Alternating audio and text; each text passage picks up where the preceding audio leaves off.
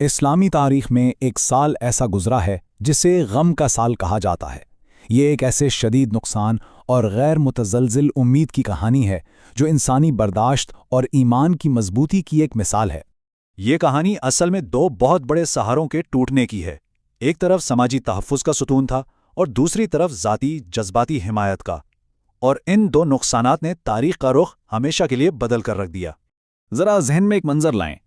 3 سال کی شدید سماجی اور معاشی پابندیوں کے بعد بنو ہاشم کے لوگ مکہ کی ایک گھاٹی سے باہر آ رہے ہیں۔ چہروں پہ تھکن تو ہے، لیکن ایک سکون بھی ہے کہ چلو مشکل وقت آخرکار ختم تو ہوا۔ امید کی ایک ہلکی سی کرن نظر آ رہی تھی۔ لیکن اس اجتماعی راحت کے بیچ ایک چھوٹے سے عربی گھر کے اندر ایک ذاتی قیامت برپا ہونے والی تھی، ایک ایسا صدمہ جو اس وقتی سکون کو ہمیشہ کے لیے بدل دے گا۔ یہ تھے ابو طالب، پیغمبر کے پیارے چچا اور سب سے بڑے محافظ۔ ان کا جو قبائلی اثر و رسوخ تھا وہ قریش کے سرداروں کے خلاف ایک ڈھال کی طرح کام کرتا تھا۔ وہ صرف ایک رشتہ دار نہیں تھے بلکہ ایک چٹان کی طرح کھڑے تھے۔ اور ان کے انتقال کے فوراً بعد مکہ کی فضا ہی بدل گئی۔ وہ حفاظت کی چھتری ہٹ گئی اور مخالفت کھل کر سامنے آ گئی۔ جو گلیاں پہلے صرف مشکل تھیں اب وہ خطرناک ہو چکی تھیں۔ ابھی اس عظیم نقصان کا غم تازہ ہی تھا کہ قدرت نے ایک اور امتحان میں ڈال دیا۔ ایک اور اہم ترین سہارا چھن گیا، اور وہ بھی اتنی جلدی کہ سنبھلنے کا موقع تک نہ ملا۔ یہ تھی ختیجہ، پیغمبر کی اہلیہ، سب سے پہلی ایمان لانے والی اور ان کا سب سے بڑا روحانی سہارا۔ وہ صرف ایک بیوی نہیں بلکہ ایک دوست، ایک مشیر اور ہر مشکل میں تسلی کا ذریعہ تھیں۔ ان کی حمایت شروع دن سے ہی غیر متزلزل تھی۔ تو دیکھیں یہ سب کچھ کتنی تیزی سے ہوا۔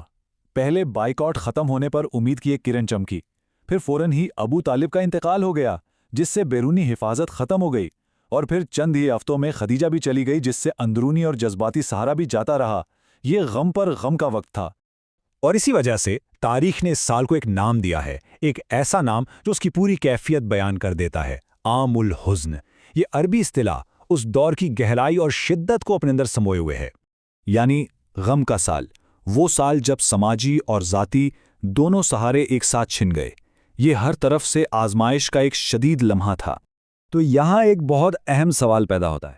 جب سب کچھ چھن جائے، جب ہر طرف اندھیرا نظر آئے، تو انسان کے پاس آخر بچتا کیا ہے؟ جب بیرونی اور اندرونی دونوں سہارے ختم ہو جائیں تو بنیاد کس چیز پر رکھی جاتی ہے؟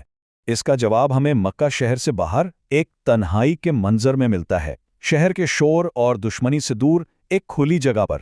غروب ہوتے سورج کی سنہری روشنی میں صحرا کے خاموش منظر میں ایک سایہ دکھائی دیتا ہے۔ یہ منظر مکمل طور پر پرسکون اور بہت گہرا ہے۔ یہ منظر کسی شکوے کا نہیں، کسی مایوسی کا نہیں، بالکل نہیں۔